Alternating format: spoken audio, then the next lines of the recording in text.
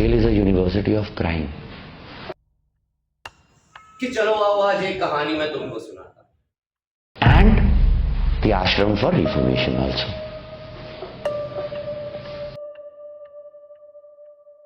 अपनी जिंदगी का एक कड़वा सा सच मैं तुमको सुनाता हूँ कि तुम ना सोचना ये सारा ही कुछ ब्लफ है। मेरी जिंदगी का ना यार, ये सच में एक कड़वा सा सच है। So how did that affect your ties, you going to prison, and after you came out, how did that whole thing affect your ties with your family? कोई इंसान है जो समझ जाएगा इस बात को और कोई इंसान है जो नहीं समझेगा।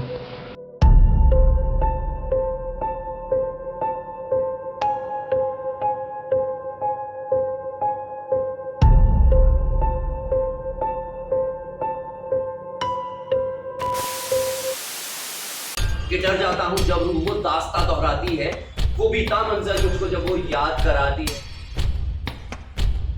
तो ये जो 13 साल वाली बात है, वो 25 जुलाई वाली रात है। 25 जुलाई की वो रात ही कुछ ऐसी। बट क्या ये सब सच है? सोचता हूँ आज भी यार, वो गलती मुझसे कैसे हुई। राइटर टू राइटर कनेक्ट होता है तो पता चलता है कि ये सिर्फ कहने के लिए बातें नहीं है, ये एक्सपीरियंस की हुई कुछ बातें लग रही है।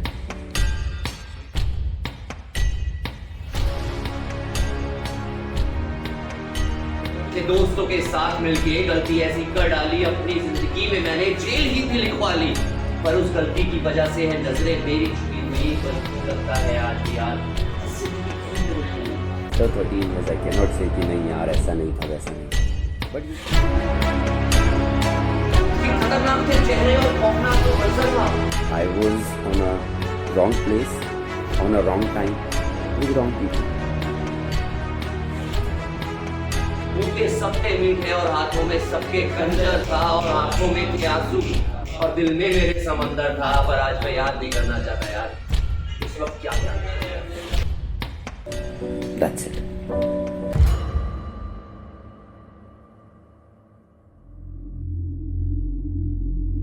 चौदह साल 5 महीने बोल सकता हूँ बस। And I spent my 14 years of my life in Tihar jail. I've got the life imprisonment. 14 साल की जिंदगी अंधेरे में मैंने काटी थी। कि 10 साल जो शुरू के थे, it was like really hard for me. बहुत खतरनाक डार्कनेस थी उस टाइम पे। सुसाइडल थॉट्स, कितनी 3 बार अटेम्प्ट करना सुसाइड, उसके बाद फिर साइकियाट्रिस्ट के साथ में ट्रीटमेंट शुरू होना, एंड मैं रिहैब में रहा काफी टाइम तक। लोहे की सलाखों से कई बातें भी मैंने बांटी थी। सबका माइंडसेट हमारा एक ही रहता है कि इंसान जेल से निकल के आया वो क्रिमिनल है, कि बंद कमरे में हमारी ये सांसें भी घुट जाती, खिड़कियां खोलूं तो जहरीली हवा आती है।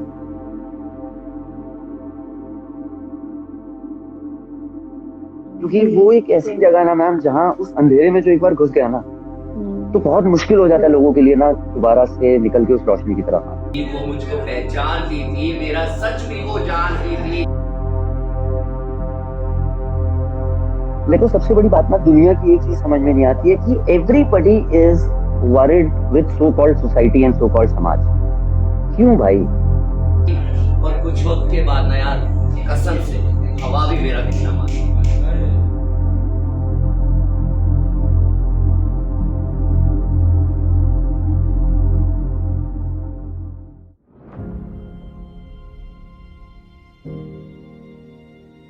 जब हवा ने कहना मानना शुरू किया कि जब याद करनी आती थी तो खुशबू वो ले आती।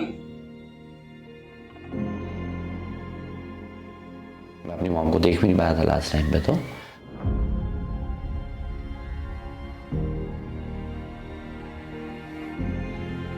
जब याद करनी आती थी तो खुशबू वो ले आती थी, और माँ बन के वो सिर पे मेरे रोज साथ फिराती थी। मेरे को पता ना, जब मेरी माँ मिलने के लिए आती थी तो सुबह 8 बजे वो गुड़गांव से निकलते थे। उस टाइम तो यहाँ पब्लिक ट्रांसपोर्ट भी नहीं था।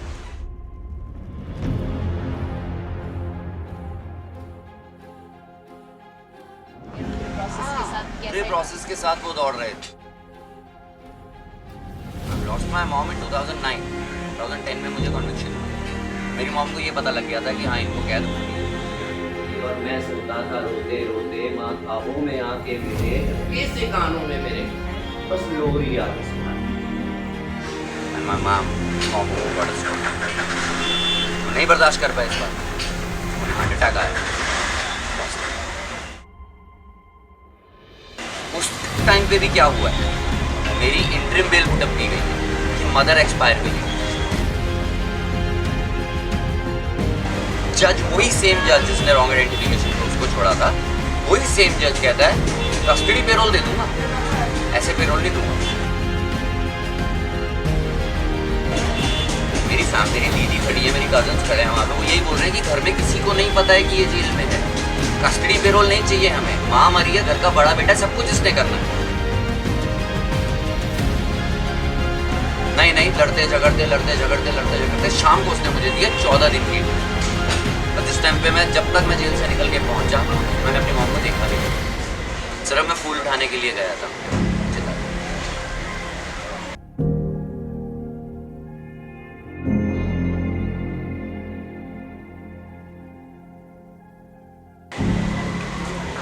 क्या गलती हुई?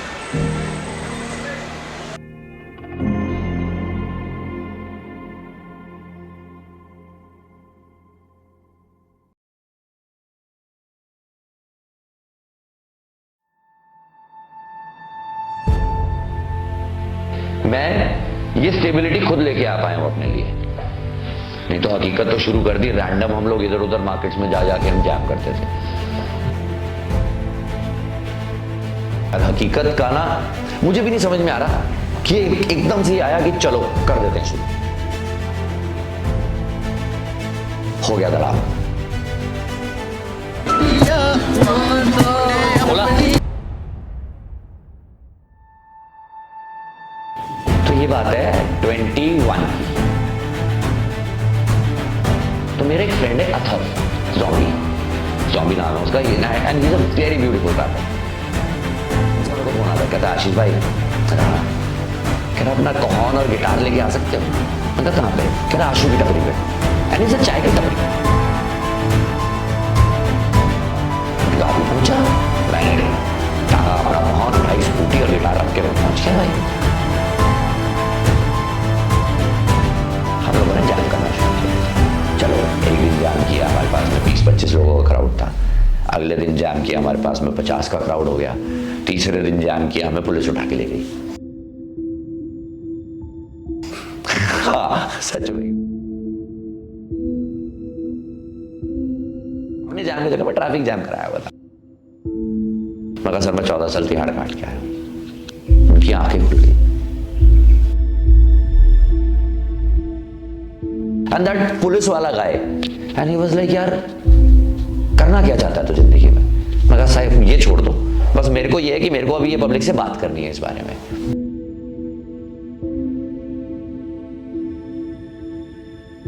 फिर मैं रैंडम ऐसी दोस्त सब लोगों को बताने लगा कि यार तुम्हारा क्या थॉट है। मैंने पब्लिक के थॉट लेने शुरू किए, ख्याल लेने शुरू किए।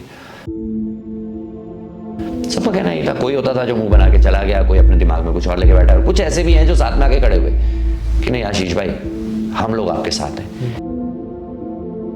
इस पे ऐसे ही जैम करते करते लोगों से बात करते हैं। चलो हमने बात करनी शुरू करी। तो ऐसे ही ज़ॉम्बी ने बोला कि आशीष भाई हकीकत है वैसे तो, यार एनजीओ का नाम भी हकीकत ही रखता है फिर तो मैंने एक रैप लिखा ही हुआ था कि दास्तां नहीं हकीकत है, समझ में आए तो ये नसीहत है। सच्चे रिश्तों से मैं काफी पीछे छूट गया हूँ, क्या फिर से नहीं जुड़ सकता शायद, उफ कितना टूट गया हूँ। मेरे साथ वही हुआ।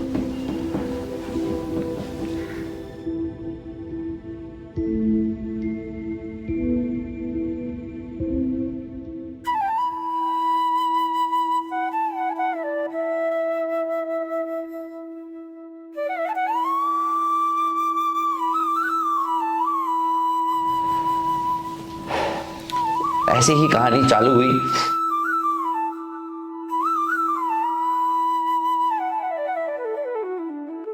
मैंने अपनी सिस्टर को साथ लिया, शी इज अ को-फाउंडर एकता उत्पल। तो हम दोनों गए फटफट यहीं पे तहसील में जाके लॉयर पकड़ा, टाटा करके सीए को बोला फटफट एनजीओ रजिस्टर हकीकत फाउंडेशन हो गई। अब हकीकत रजिस्टर तो करा लिया, मुझे ये नहीं समझ में आ रहा मैं काम क्या करूंगा। पब्लिक से जाके बात थोड़ी करनी है, कुछ काम भी तो करना है। मैंने कहा चलो कोई बात नहीं, अभी कोई फंडिंग की बात नहीं करनी, कुछ नहीं, एनजीओ खुल गई, पेपर्स आ गए, सब कुछ है, चलो रखो इसको एक साइड में। अभी अब मैं चौड़े में पब्लिक के आगे जैम सेशंस करने शुरू किए। 250 की पब्लिक नाचती थी हमारे टाइम पे, और हकीकत की इतना बड़ा हकीकत की पहचान थी। फिर होता है ना कि इंसान एक बार ऐसे करके जाता है और ऐसे जाके वो संभाल नहीं पाता चीजों को। मेरे साथ वही हुआ।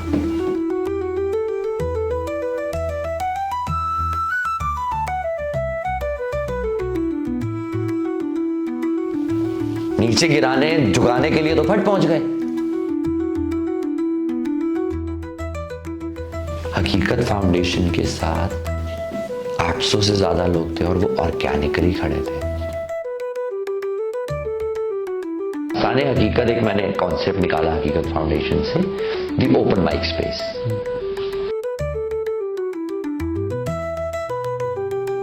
अब आपको पूछना चाहूँगी, आप क्या बताना चाहते हैं सोसाइटी को एट लार्ज, क्योंकि हकीकत के ज़रिए भी आप एक मैसेज देना चाहते हैं, जैसा कि हम देखते आ रहे हैं अभी तक के अपने इंटरव्यू में।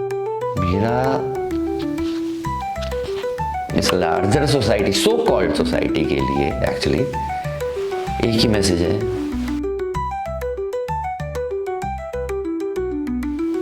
कि यार गुरु बात कर लो हमसे एक बार। मैंने हिम्मत करी है, मैंने हकीकत बताई है, मैं इस हकीकत को इसीलिए लेके निकला हूं गुरु।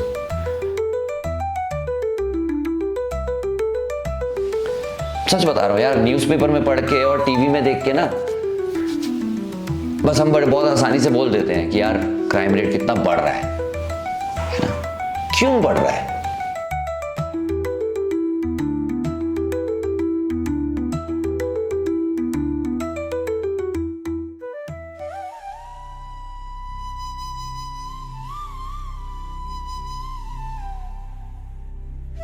क्राइम रेट कम तभी होगा जब हम जैसे को एक्सेप्टेंस मिल जाएगी सोसाइटी में।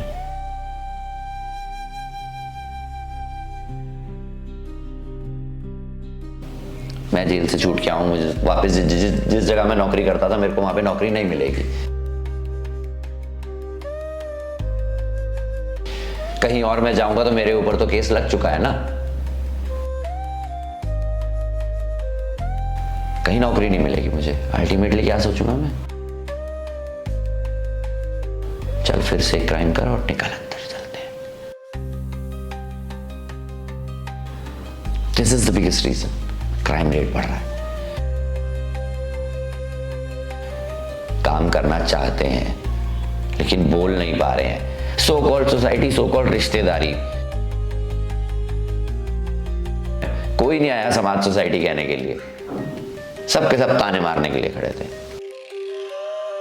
अभी भी जीने नहीं दे रहे हैं, वहां से निकल के भी अंधेरे में वापस हैं। कबूल नहीं किया जा रहा। चलो मान लो गलती की भी अगर इंसान ने करी या नहीं करी, जो भी है, अब वो अपनी सजा पूरी काट के आ चुका है अपना, तो सजा कोर्ट में दी ही इसीलिए जाती है ना उसके लिए। अब बाहर निकलने के बाद समाज एक अलग सोसाइटी एक अलग सजा दे रही है हमें। कहां जाएंगे फिर? क्राइम ही तो करना पड़ेगा ना उसको। मेरे भी दिमाग में आया था निकलने के बाद, यार मेरा दिमाग आया था चल यार करके अंदर ही चलते हैं। फिर दूसरे दिमाग ने एक ही बार दोबारा से बाली, तो बेटा बड़ी मुश्किल से तो आसमान देखने को मिला तुझे, अब तो खुल के उड़ सकता है।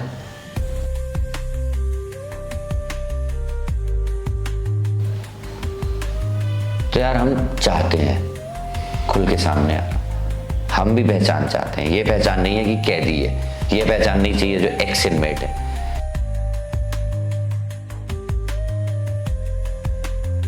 हकीकत है कड़वी है यार, नहीं है तुम लोगों के बस की, किसी के बस की नहीं है यार, कोई नहीं निकाल पाता इस चीज को।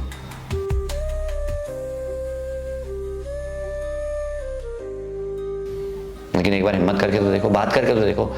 और कुछ नहीं, चलो हकीकत के साथ जुड़ो। हम इनमेट्स के पास चलते हैं, आप लोगों को मैं ऐसे इनमेट्स के साथ मिलवाता हूं। कोई आपका फोन नहीं चोरी करके ले जाएगा, कोई आपका गला नहीं काट देगा, कोई आपको चाकू नहीं मार देगा, कोई आपको किडनैप नहीं कर लेगा यहां से। क्योंकि मैंने अरमानों को बिखरते हुए देखा है, ख्वाबों को टूटते हुए देखा है।